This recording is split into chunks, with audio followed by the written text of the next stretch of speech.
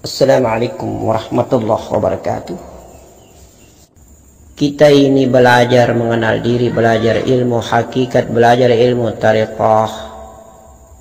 Lebih banyak kita terpedaya dengan banyaknya istilah, padahal hakikatnya itu sama.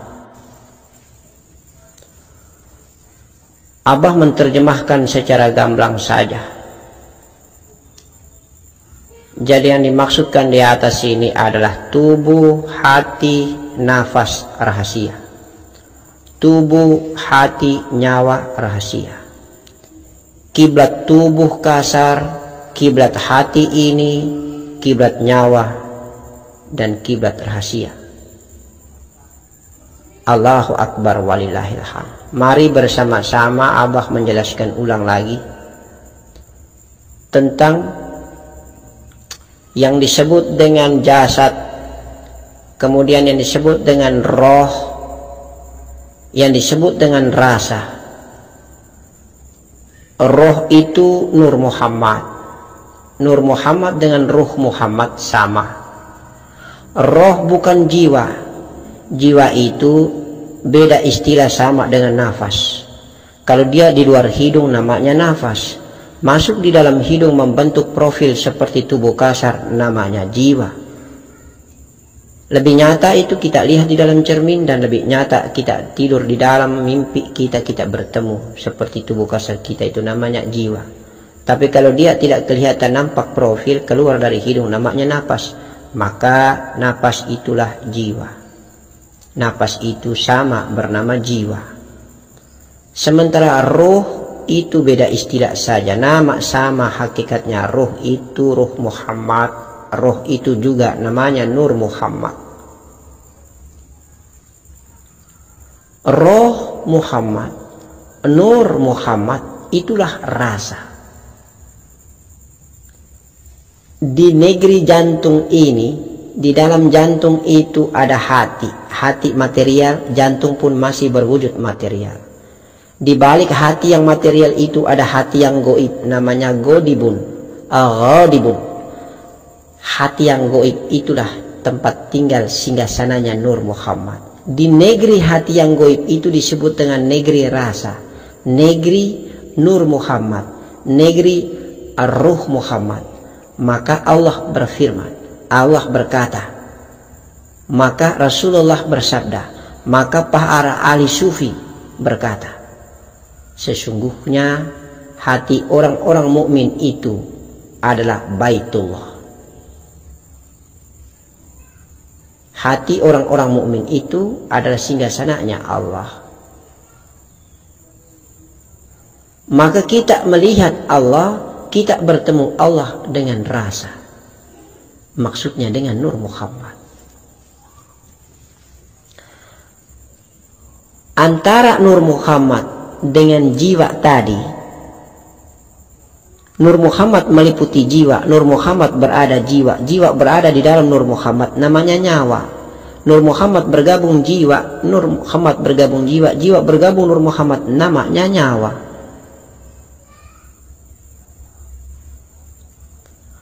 Maka kalau kita runut hierarki dari atas, zat Allah, kemudian sifatnya, menzahirkan sifatnya Nur Muhammad, menzahirkan dirinya lagi lebih nampak lagi, jiwa namanya, menzahirkan dirinya lebih nampak lagi, jasad namanya. Elemen jasad ini berasal dari darah, daging, tulang, kulit, jantung, empedu, limpa, hati, paru-paru, semuanya bersumber dari setetes mani. Oleh karena itu maka kumpulan jasad ini hanyalah benda mati bernama darah. Sumbernya berasal dari darah. Sementara naik makom di atas ada ketemu nafas atau jiwa. Naik ketemu di atas ada makom yang namanya Nur Muhammad. Kemudian ke atas namanya Nurul Izzati atau zat Allah Subhanahu wa ta'ala. Nah, sholat itu ada dua di dalam hal beribadah, bertakwa secara syariat. tubuh kasar ini berkiblat di Baitullah Makkahil Mukarram Allah. Tetapi secara hakikat solat itu adalah sebuah kisah pertemuan. Solat itu sebuah kisah mendekatkan diri dan bertemu, lalu berkasih-kasihan, kemudian kita lenyap dan fana. Yang ada hanyalah Allah subhanahu wa ta'ala ahdatul wujud. Oleh karena itu tahapannya mulai dari tubuh kasar kita melaksanakan solat secara syariat. Ketika belum belajar kenal dirinya yang bernama jiwa itu, kiblatnya itu adalah kiblat Baitullah di Makkah, Makkahil Mukarram, di kota Makkah di Arab Saudi. Tetapi ketika kita belajar sudah mendekatkan diri dan bertemu Allah, mengenal diri kita, bahwa sesungguhnya diri kita itu ada di dalam tubuh kasar ini, di balik tubuh kasar ini, dan Allah itu juga berada dekat dan lebih dekat daripada urat leher. Allah itu juga menzahirkan sifatnya dan meniupkan ruhnya, meniupkan sifatnya, meniupkan nur Muhammadnya di dalam tubuh kasar Adam. Kemudian Adam ini melalui maniknya menitipkan nur Muhammad itu kepada anak cucu turunannya, termasuk kita ini, melalui tulang sulbi. Maka insya Allah Allah itu berada di kolbi manusia.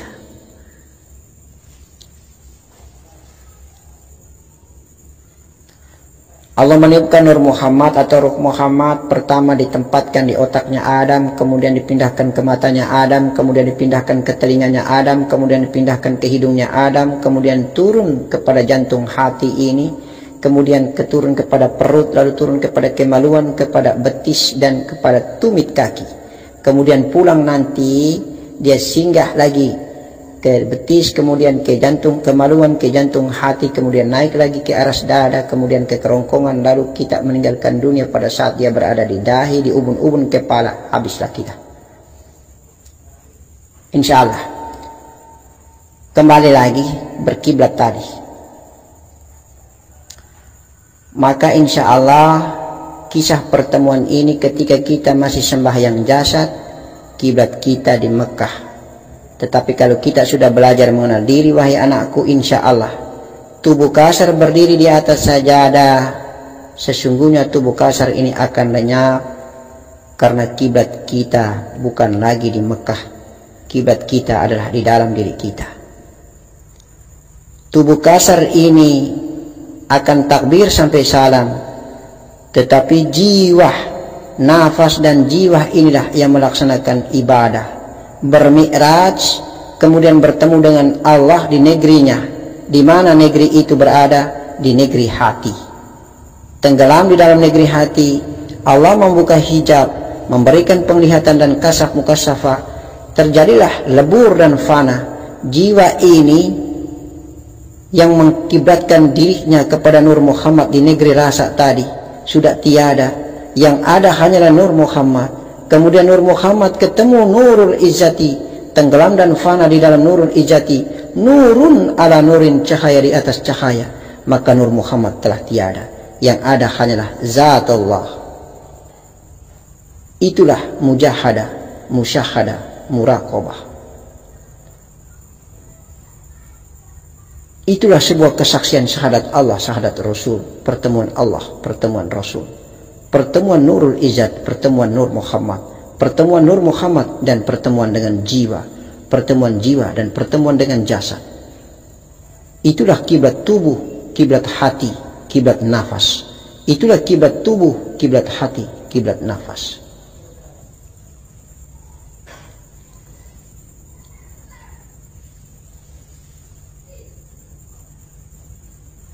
Kita bisa bertemu Allah di Baitul Ma'mur, kita bisa bertemu Allah di Baitul Makkahil Mukarram Allah, kita bisa bertemu Allah di Baitul Arash, kita bisa bertemu Allah di Baitul Kursi. Di manakah Baitullah Makkahil Mukarram Allah itu berada? Di kolbi kita. Di manakah Baitul Ma'mur itu berada? Di dahi ubun-ubun kepala kita. Di manakah Baitul Kursi itu berada? Di kerongkongan kita. Di mana Baitul Arash itu berada? Di dada kita. Ketika kita takbir Allah tenggelamkan hu ke dalam, maka perjalanan hu itu masuk lalu singgah sampai di singgasana Baitullah itu, kita akan merasakannya. Semua singgasana Allah itu berada di dalam diri kita, di tubuh kita ini. Di manakah Ka'bah Makkah itu berada di tubuh, itulah di kolbi kita. Di manakah aras malakut itu berada di tubuh kita, itulah di dada kita. Di manakah di Baitul Kursi gaib itu, di malakuti ruh wa al-malakuti nur itu berada di tubuh kita, itulah di kerongkongan kita. Insya Allah, di manakah Baitul Ma'mur itu berada, itulah di dahi dan di ubun-ubun kepala kita. Ruhil hampa, nurul akbar, insya Allah. Sebuah etape perjalanan panjang cerita untuk mengunjungi dan dikunjungi, cerita panjang dalam bermi'raj, bertemu insya Allah berkasih-kasihan dengan Sang Maha Kekasih Allah Subhanahu wa Ta'ala. Itulah etape dan tahapan-tahapan cara kita berkiblat. Oleh karena itu maka makom kiblat jisim atau kiblat awam itulah kiblat Makkah, insya Allah Baitullah Makkah. Tetapi kiblat batin insya Allah lillahi masyriq wal maghrib fa aina ma fasama wajhullah. Di mana kita berjalan, di mana kita menghadap, di situ kita ketemu wajah Allah. Insya Allah, karena kiblat ini kita bawa kemana-mana. Kiblat itu ada di diri kita. Insya Allah, suatu saat nanti kita tidak bingung ketika kita berada di ruangan atau kita berada di tempat dan lingkungan yang kita tidak tahu di mana terbenamnya matahari. Maka kita tidak bingung menentukan kompasnya, karena kompas Allah di balik diri ini, kiblat pun berada di balik diri ini. Sesungguhnya kiblat orang-orang mukmin itu Baitullah, di hati, di jantung, di rasa. Dia ghadibun, hati yang goib. Qalbi mukmin itu Baitullah, tempat lebur dan fananya nafas atau jiwa kita di hati kita. Dan tempat lebur dan fananya hati atau Nur Muhammad adalah di ubun-ubun kepala ini. Insya Allah, ketika nafas turun tenggelam di hati, maka bertemulah Nur Muhammad. Dan Nur Muhammad naik tenggelam dengan Nurul Izzati dan fana di dalamnya. Bertemulah di ruangan hampa ubun-ubun kepala. Antara dua saja, dihidupkan kembali atau dia mati selama-lamanya. Insya Allah. Pencerahan di atas merupakan kiblat hakikat. Kiblat hakikat itulah tubuh mati, lenyap, hidup jiwa. Jiwa lenyap, hidup Nur Muhammad. Nur Muhammad tenggelam fana di dalam Nurul Izzati yang ada hanyalah zat Allah. Itu kiblat hakikat. Mari kita masuk ke kiblat tarekat. Kiblat tarekat adalah sebagaimana di video sholat yang Abah sampaikan. Ketika kita bertakbir Allah tenggelamkan nuhu, maka perjalanan nuhu ini masuk dan bertemu dengan Allah di Baitul Ma'mur di tubuh ini, bertemu Allah di Baitul Aras di tubuh ini, bertemu Allah di Baitul Kursi di tubuh ini, bertemu Allah di Baitullah Makkatil Mukarram Allah di tubuh ini, dan bertemu Allah di Baitul Maqdis di tubuh ini. Letak bait-bait Allah di tubuh ini sudah kita ketahui semua. Dan insya Allah kita dapat bertemu Allah dengan rasa, dengan Nur Muhammad, dengan sadar. Insya Allah, untuk itu maka Nur Muhammad memiliki sifat pertama, sadar. Yang kedua, rasa. Yang ketiga, bercahaya. Rasa, sadar, cahaya. Rasa, sadar, terang benderang. Insya Allah, tiga sifat kumulatif, tiga sifat komunal, tiga sifat umum daripada Nur Muhammad.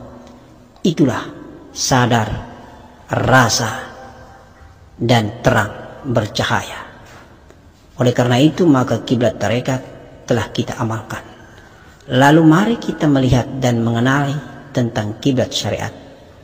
Kiblat syariat ketika kita masuk sajadah, usalli fardal zuhri, fardal ashri, fardal maghrib, fardal isya'i, fardal subhi, mustaqbilal kiblat, adaan lillah, adaan ma'muman, adaan imaman, insya Allah. Kemudian kita bertakbir. Allahu Akbar. Kiblat kita berada di dalam akal, khayal, angan-angan, otak, fikir kita. Sesungguhnya kita menghadap ke Mekah, kiblat Mekah. Jasad kita berdiri sholat. Hakikatnya akal, pikiran, otak, dan angan-angan kita lah melayang kemana-mana. Jasad kita kelihatan khusyuk, padahal jiwa kita tidak melaksanakan sholat. Padahal jiwa kita bergentayangan entah kemana. Bagi bundaku, ketika sholat syariat, tubuhnya melaksanakan seperti khusyuk sekali, padahal jiwanya masih mengingat kompornya di dapur belum dimatikan. Kemudian kami para nelayan masih mengingat bahwa ikan kami belum dijemur. Insya Allah para pebisnis dikala sholat tubuh kasarnya begitu khusyuk, padahal di dalam akal dan pikirannya masih berkalkulasi untung dan rugi. Jiwanya melayang kemana-mana tentang pikiran bisnis, di pasar, di mall, di usaha-usaha yang mereka laksanakan dengan aktivitas kehidupan dunia. Maka sholat syariat, tubuh yang melaksanakan sholat, jiwa tidak pernah melaksanakan sholat. Oleh karena itu, sampai kapanpun tidak pernah khusyuk-khusyuk, tidak pernah berjalan, tidak pernah mi'raj. Yang mi'raj hanyalah di otak, di akal, pikiran, dan angan-angan. Maka di dalam puisi Abah menyampaikan bahwa awalnya kita mengenal Islam ini adalah dari kedua orang tua kita yang mengajarkan kita.